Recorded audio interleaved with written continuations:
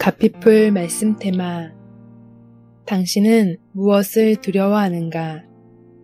죄악에 사로잡힌 인간, 특히 범죄하고도 회개하지 않는 인간의 특징 중 하나는 하나님을 향한 두려움이 사라지기 시작했다는 사실이다. 이것이 그 사람을 망하게 하는 결정적인 요인이다. 인생은 결국 무엇을 두려워하느냐의 문제이다. 노아를 생각해보라. 노아는 하나님의 명령에 따라 배를 만들기 시작했다. 어디에다 만들었는가? 어릴 때 교회 학교에서 이런 노래를 배운 적이 있다. 노아 할아버지 배를 만든다. 노아 할아버지 배를 만든다. 높은 산 꼭대기에서 배를 만든다. 노아 할아버지가 배를 만드는데 강물이나 바다에 띄어야 할 배를 산 꼭대기에다 만들고 있다. 노아, 저 영감이 드디어 미쳤네. 제정신이 아니야. 노아가 이런 말을 얼마나 많이 들었겠는가. 요즘 말로 마을에서 완전히 왕따가 되지 않았을까? 그 고통이 얼마나 극심했겠는가.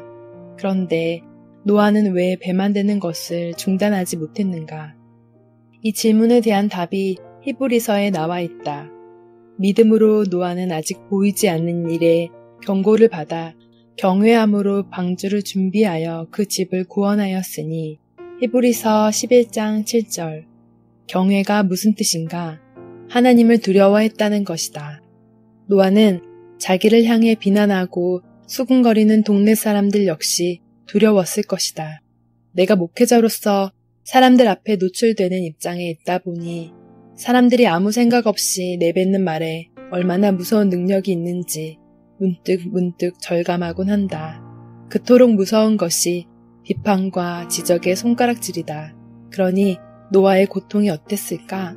그러나 노아가 그 고통 속에서도 방주 만드는 것을 포기할 수 없었던 것은 노아는 수군거리고 비방하는 주변 사람들의 시선도 두려웠지만 그 일을 명하신 여호와 하나님을 더 두려워했기 때문이다. 그렇기에 자신의 신앙을 점검하는 잣대 중 하나가 바로 이것이다. 새벽 기도에 몇 번 참석했나? 성경을 몇 장 읽었나? 오늘 묵상을 했나 안 했나 하는 것보다 더 중요한 잣대가 나는 하나님을 두려워하는가? 라는 질문이다. 청산유수같이 말 잘하고 설교 잘한다고 그 사람의 영이 살아있는 것이 아니다. 아무도 보는 이 없을 때 내가 하는 행동이 인격이고 그 사람의 영성이다. 들키지만 않으면 다 되는 것인가? 잠자리에 들 때면 하나님이 하나님을 경외하는 자에게 주시는 경고의 말씀이 들려오는가? 그 경고가 너무 두려워서 내일은 더 이상 같은 죄를 짓지 못하는 일들이 우리 삶에 나타나고 있는가? 모세를 구한 산파들도 마찬가지다. 그러나 산파들이 하나님을 두려워하여 애굽 왕의 명령을 어기고 남자 아기들을 살린지라. 출애굽기 1장 17절. 당시 애굽 왕의 명령은 절대 명령이었다.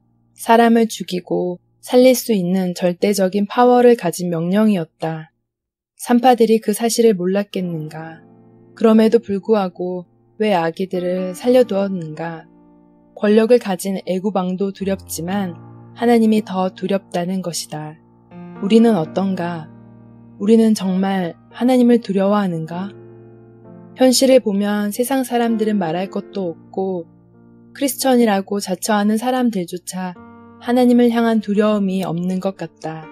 이처럼 하나님을 두려워하는 마음을 잃어버림으로 우리의 내면 세계가 마귀의 놀이터가 되어버린 것 같다. 이런 맥락에서 우리는 이 말씀을 주님의 경고로 받아야 한다. 몸은 죽여도 영혼은 능히 죽이지 못하는 자들을 두려워하지 말고 오직 몸과 영혼을 능히 지옥에 멸하실 수 있는 이를 두려워하라. 마태복음 10장 28절. 이 말씀이 하루 종일 머리에 맴도는 은혜가 있기를 바란다. 우주의 종말이 오건 개인의 종말이 오건 얼마 안 남았다. 요즘 100세 시대라고 하지만 누가 100세까지 산다고 보장해주는가? 오늘 당장 죽을 수도 있는 것이 우리 인생 아닌가? 우리가 복음을 믿는다면 우리는 피할 수 없는 내 인생의 마지막 날, 심판자 되시는 주님 앞에 서게 될 그날을 의식하며 살아야 한다. 심판하실 그분을 두려워하고 의식하며 살아간다면 아무도 안 본다고 들키지만 않으면 된다는 식으로 내 맘에 내키는 대로 막 살아갈 수 없다. 우리는 죄에 대한 지피지기의 정신을 가지고 살아가야 한다. 나를 죄악의 골짜기로 몰고 가는 악한 사탄의 세력이 얼마나 강력한 능력인지를 알고 그에 비해 한없이 초라하고 연약한 나 자신을 깨달아야 한다. 그 사실을 깨달을 때 우리가 할 수 있는 고백은 딱 하나이다. 내가 복음을 부끄러워하지 아니하노니 이 복음은 모든 믿는 자에게 구원을 주시는 하나님의 능력이 됨이라. 로마서 1장 16절. 아버지, 저는 약합니다. 사탄의 권세를 이길 수 없습니다. 내버려 두면 입술이 타락하고 그 다음에는 행위가 타락하여 짐승보다 못한 자리로까지 갈 수 있는 위험이 제게 있기에 저는 복음을 의지합니다. 저는 복음의 능력을 믿습니다. 우리는 종이장 같은 인생이다. 종이 한 장은 힘을 안 줘도 쉽게 찢을 수 있다. 그러나 이 종이가 벽에 딱 붙어 있으면 떼어내기 정말 어렵다. 당신은 지금 굴러다니는 종이장 같은 인생인가? 아니면 벽에 견고하게 붙어있는 종이처럼 예수 그리스도와 그분의 십자가 복음에 견고하게 붙어있는 인생인가? 복음을 만날 입으로만 떠드는 데 쓰지 말고 복음이 능력임을 삶 속에서 체험하고 맛보기를 바란다. 종이장같이 연약한 나를 얼마나 견고한 인생으로 만들어주는지 그 복음의 능력이 오늘 나의 삶 속에서 작동되기를, 그래서 그 복음의 감격이 회복되는 우리 모두가 되기를 간절히 축복한다. 그래서 종이장같이 구겨지고 찢기는 인생이 아니라 주님의 십자가 앞에 그분과 더불어 찢어지지 않는 인생이 되기를 바란다. 이찬수의 아는 것보다 사는 것이 중요하다 중에서 가피풀 말씀 테마 당신은 무엇을 두려워하는가?